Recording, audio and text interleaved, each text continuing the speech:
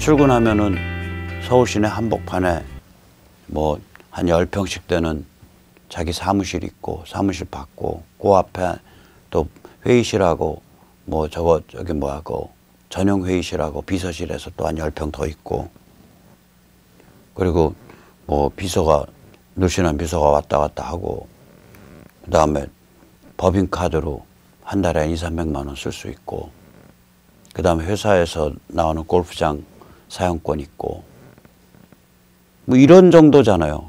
기사 딸린 뭐 제네시스 나오고.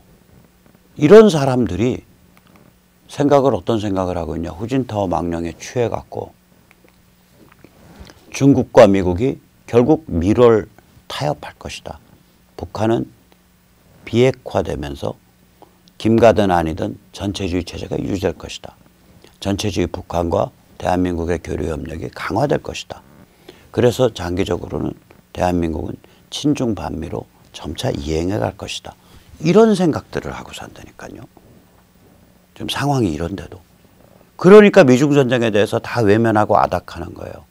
자기 기존 관념을 바꾸기가 고통스러우니까. 한심한 상황입니다. 자, 그러면 이제 중국 사이드에서 보면 후진타오 시나리오로 돌아갈 수가 없다. 이제 말씀드렸고, 미국 사이드를 한번 보자고요. 미국도 지난 10년 동안 엄청 바뀌었어요.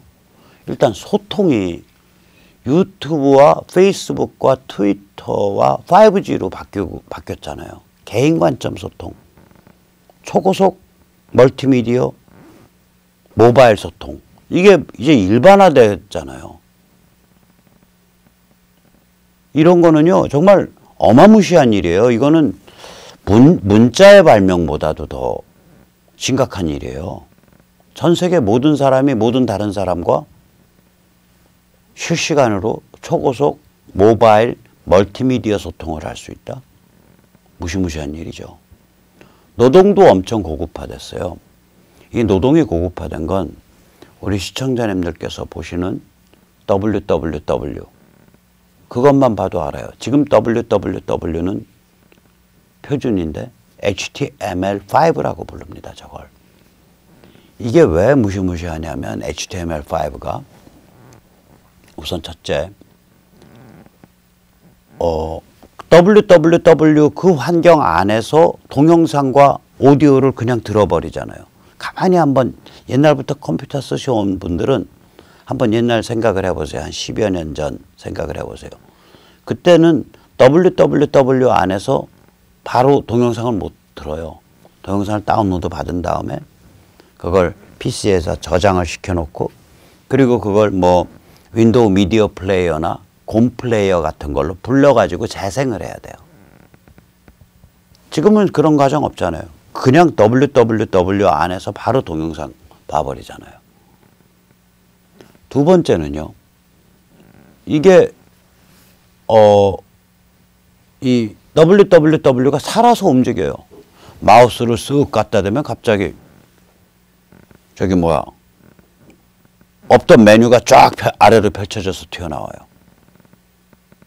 그 다음에 뭐 예를 들면은 이메일을 치는데 백모한테 치려고 했더니 BAN까지만 치니까, 옛날에 백모한테 한번 보낸 적이 있으면 지가 알아서 BANGMO@gmail.com 하고 지가 알아서 쭈루룩 뿌려줘요. 살아서 움직인다고요. 더 황당한 건 뭐냐면요, 이게 이제 www에 대한 기술적인 그 기억을 하시면은 분명히 아실 텐데, 한 10년 전까지만 해도요, 이 화면에서 뭐 하나 고치려면요, 화면을 다시 새로 고침을 해야 돼. 지금은 안 그러잖아요. 지가 알아서 바꿔줘. 화면 그대로 뒀는데. 이게 AJAX 기술이거든요. 화면을 새로 고침을 안 했는데 지가 알아서 그 일부에 있는 데이터가 바뀌어요. 자기가 알아서. 그러니까 이게 장난이 아니죠. 거기다가 요새는요, 소프트웨어의 개발 코스트와 속도가 옛날에 비해서 100분의 1도 안 돼요. 전부 오픈소스로 알려져 있다고요. 심지어 화웨이 보세요. 안드로이드가 우리 앞으로 폰에 못 쓰인단 말이지. 구글이 그따위 짓을 했다고? 오케이. 화웨이 OS 실어서 출시할게. 지들이 무슨 실력이 있어서 OS를 개발해요? 이미 오픈소스로 OS를 돌아다니거든. 그거 하나 잡아다가 적당히 손봐가지고 하는 거예요.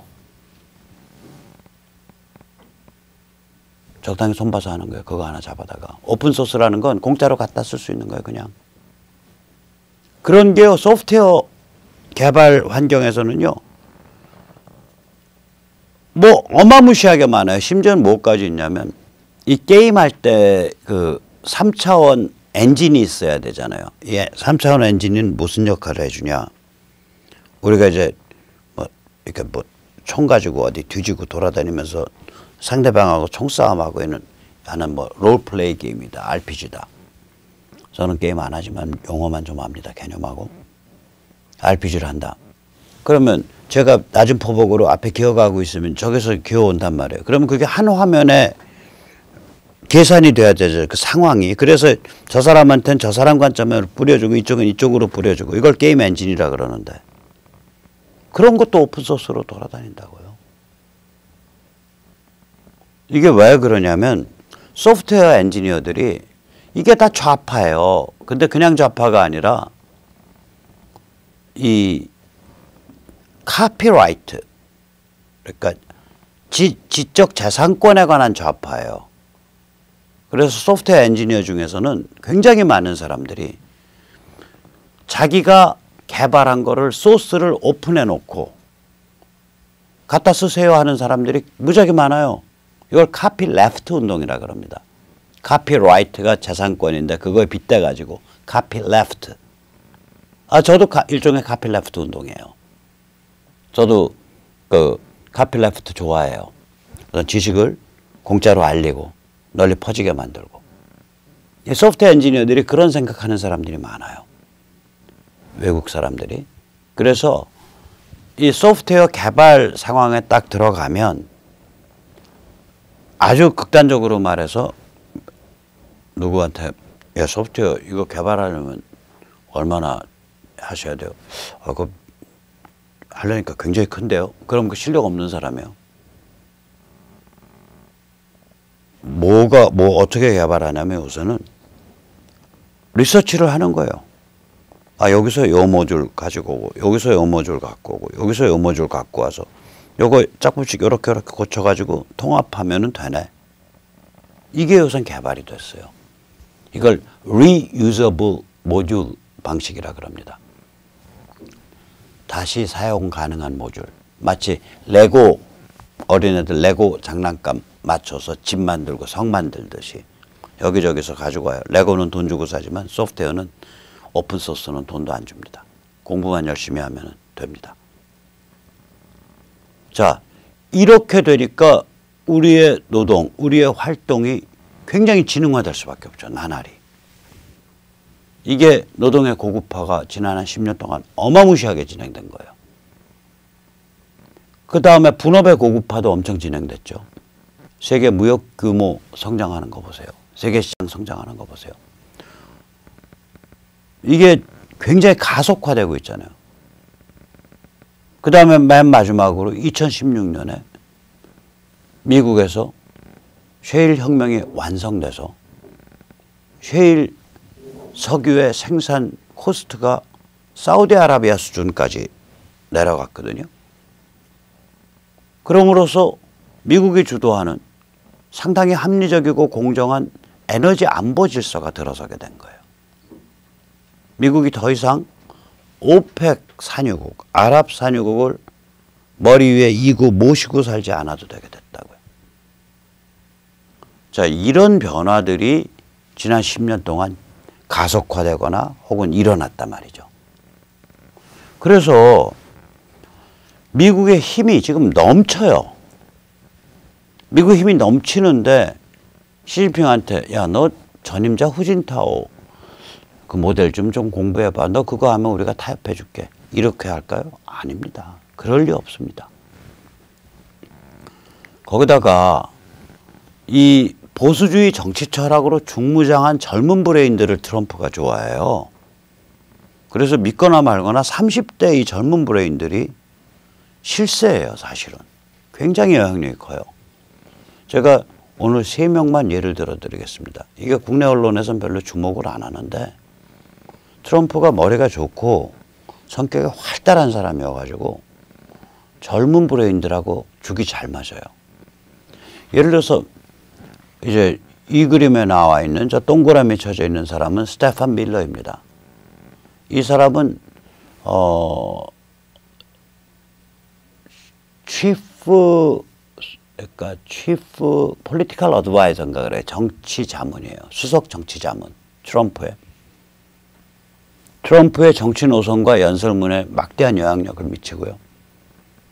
최근에 왜 몇 달 전에 국토안보성 홈랜드 시큐리티 그 디파트먼트인가 뭐 홈랜드 시큐리티죠. 국토안보성의 장관이 사임한 일이 있었어요. 크리스티안 닐슨이라고. 이 장관이 왜 사임하게 됐냐면 그 불법 이민자 단속, 국경 장벽 건설 이런 데 있어서 좀 물러터진 데가 있다. 그렇게 공격을 받고 사임을 했다고요. 그때 이 장관을 사임시킨 실세가 누구였냐면 불과 한 서너 살 먹은 스테판 밀러였습니다. 장관을 날린 사람이에요. 그래가지고 미국 의회가 발끈해서 미 하원에서 스테판 밀러가 월권을 해서 장관을 사임토록 만드는 흉악한 짓을 저질렀다. 이래가지고 특별조사위원회가 4월 달에 꾸려지기도 했어요. 아마 그 조사위원회 아직 작동하고 있을 거예요. 저 30대 저 친구가 그 정도 실세라니까요. 홈랜드 시큐리티 장관을 날려버려요. 국토안보부 장관을. 그러면 이런 사람이 하나냐? 아닙니다. 이 사람은 매튜 모워스라는 사람이고요. 올해 아마 30살 됐을걸? 이 사람이 트럼프가 취임하자마자 인사발령 1호를 낸 사람이에요. 인사발령 1호 어디에 냈냐? 국무성에 냈어요. 국무성에 냈다는 얘기는 뭐냐면 이 사람이 원래 선거 전략 전문가거든요. 그래서 트럼프가 대선에서 이길 수 있었던 이유 중에 하나가 아주 결정적인 이유가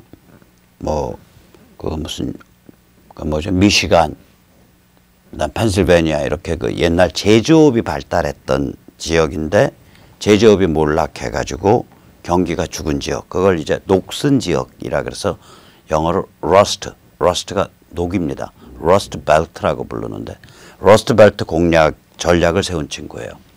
트럼프 선거 때 20대 초중반인데 엄청나게 빠른 속도로 이 승승장구 올라온 사람입니다. 예, 트럼프 선거 캠프의 초기 멤버예요. 그전에도 이제 정치 보좌관 이런 거 했던 사람, 이런 경험인데 그때도 굉장히 승진이 빨랐어요. 좋은 대학 나왔어요. 러커스. 그리고 그 고속 승진을 했음에도 불구하고 굉장히 인간관계가 겸손하고 부드럽다 그래요. 백모랑은 완전히 100% 다르다 그래요. 이 매튜 모워스가 저게 이제 틸러슨이 처음에 국무장관이었잖아요. 틸러슨이 국무장관 취임사 연설하는 장면일 거예요. 저게 아마. 그때 딱 뒤에 버티고 있는 거예요. 저 자리가 뭐예요? 내가 실세야. 그걸 연출하는 자리거든. 매튜 모스가 저런 사람이에요. 그래가지고 트럼프가 국무성을 틸러슨을 결국 써보다가 안 되니까 틸러슨 쫓아내고 폼페오 드리고, 폼페오랑은 좀 잘 되고 있죠. 트럼프와 폼페오가 국무성을 장악하게 만드는데, 정확히 표현하면 트럼프가 국무성을 장악하게 만드는데 결정적인 역할을 한 사람이에요. 저 매튜 모워스가. 선거 전문가이기도 하면서. 국무성을 다뤘다는 얘기는 세계 전략을 이해한다는 얘기예요. 이게 왜 그러냐면요. 왜 중요하냐. 미국 국무성은요. 우리나라 외교관의 총 숫자가 한 600여 명밖에 안 되는데 미국이 그거 20배입니다. 12,000인가 13,000쯤 돼요. 우리나라 외교부에 일반직 공무원이 200~300명밖에 안 되는데 미국은 그거의 30~40배예요. 10,000명이 넘어요. 10,000명? 그것도 훨씬 넘지. 20,000명인가 30,000명쯤 돼요. 그 다음에 우리나라에 없는 게 있어요. 많이 없는 게. 미국은 현지 공관이 강하잖아요. 그래서 현지 외국인 취업시킨 현지인들이 몇 명이냐. 그게 한 4~5만 명 돼요. 미 국무성의 1년 예산이 60조 원쯤 됩니다. 제가 알기로 한 60조 원 돼요. 5~60조 원 돼요. 그러니까 좀 무시무시한 그 전문 관료 집단이라니까요. 아, 외교관 600명만 돼도 다루기 힘든데 외교관이 10,000몇천 명이 천지사방에 깔려있는 그런 정말 어떻게 보면 복마전 관료 조직이죠. 그거 장악하는 게 쉬운 게 아니에요. 얼마든지 빠져나갈 길이 있죠. 이 전문 관료들은요. 전문성 있고 일을 제대로 해낼 수 있는 사람이지만 그런 사람들이지만 위에서 정확한 리더십을 갖고 장악하지 않으면 변화를 향해서 나가질 않아요. 해온 대로 자기들끼리 형님 동생 하면서 형님아오 하면서 해온 대로 그냥 지들끼리 먹고 사는 거예요. 이게 그럴 수밖에 없는 게 그 사람들 입장에서 보면 대통령이라는 건 왔다 가는 놈이야. 자기네 회사, 우리나라 공무원들 자기 부서를 회사라고 부르잖아요. 자기네 회사, 공무원 용어로. 그거는 천년만년 가는 거고. 그러니까 바깥에서 무슨 오다가 떨어져도 너물너물 움직인다고요. 특히 변화의 방향. 트럼프가 지금 소련과 러시아를 주적으로 삼고 오펙 산유국을 받들어 모시고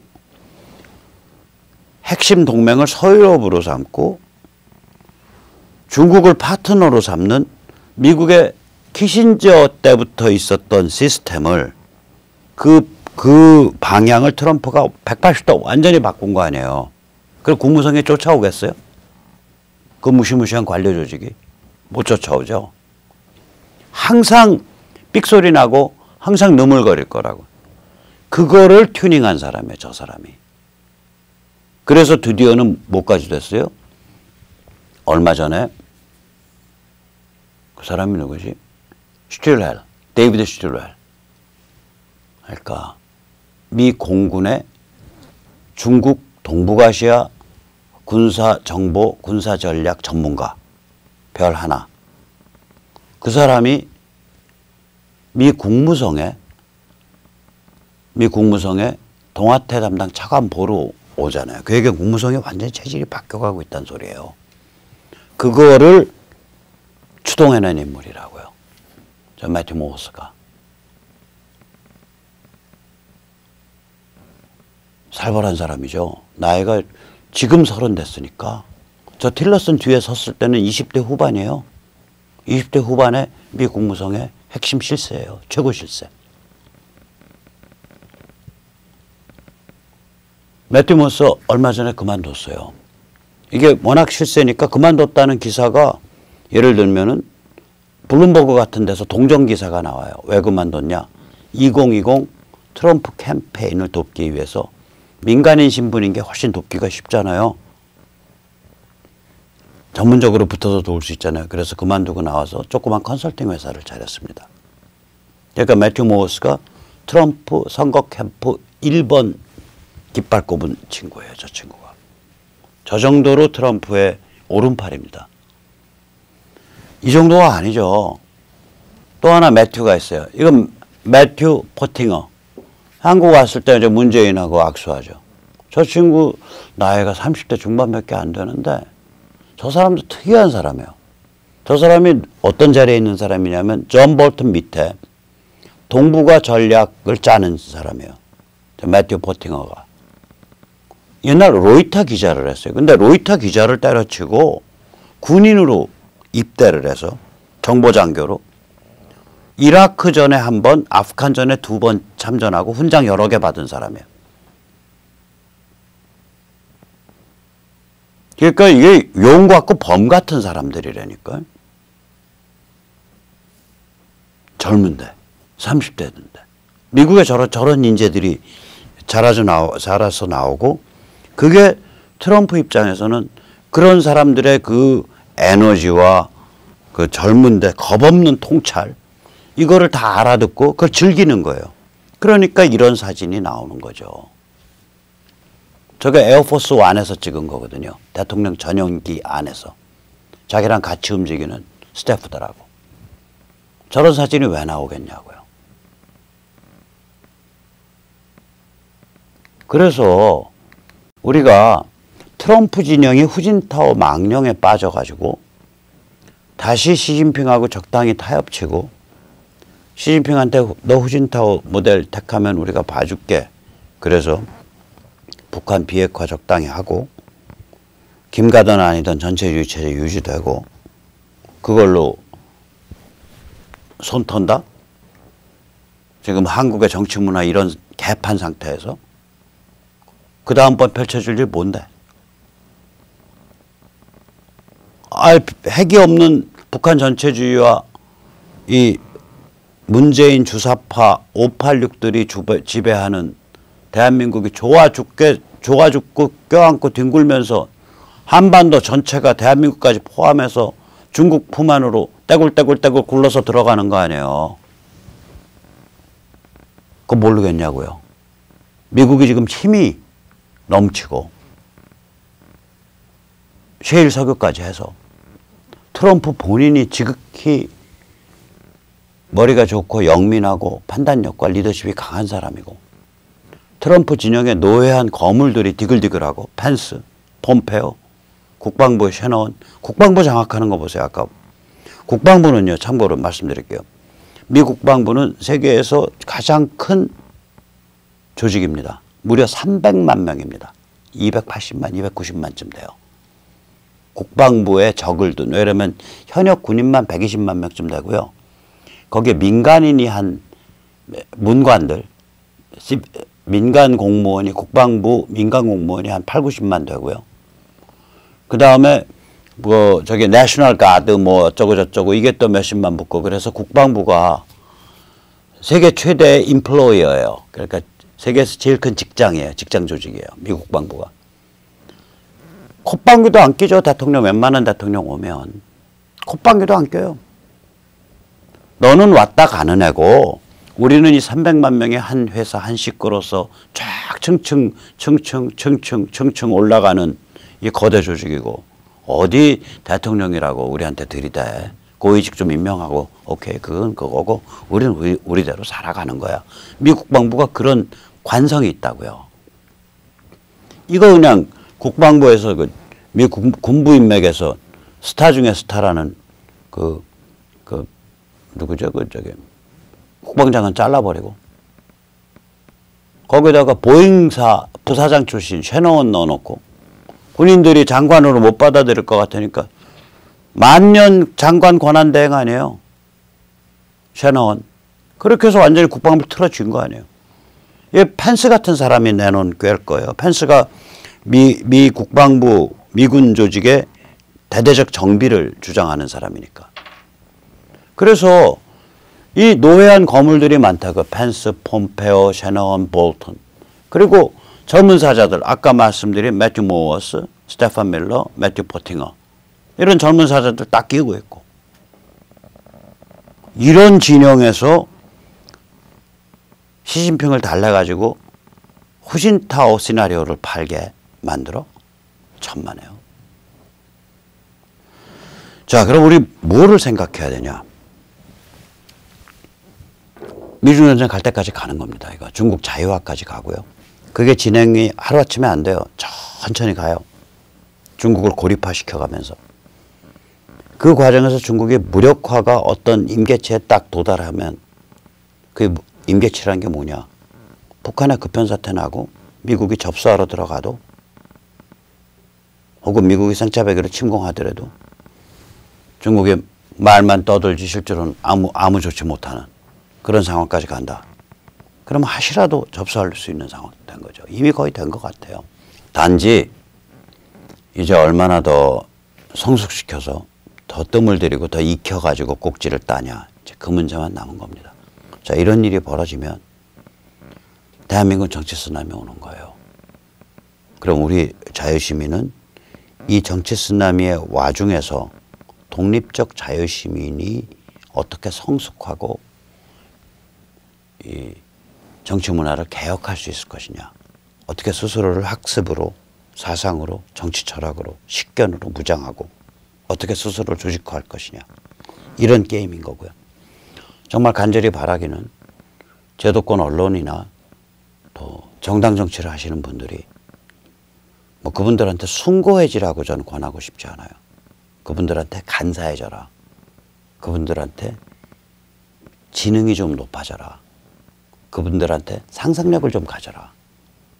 이런 상황이 온다고 했을 때 당신 자신, 당신이 속한 조직 어떻게 지금 준비하고 처신하는 게 올바른지 고민 좀 해봐라. 그걸 권하고 싶은 거예요. 왜냐하면 그렇게 힘 있는 자리에 있는 사람들이 조금이라도 제대로 움직여주면 저희 자유시민이 숨통이 트이거든. 저희가 할 일이 훨씬 편해져요. 우리가 할 일을 좀 더 빠르게 해나갈 수 있다고요.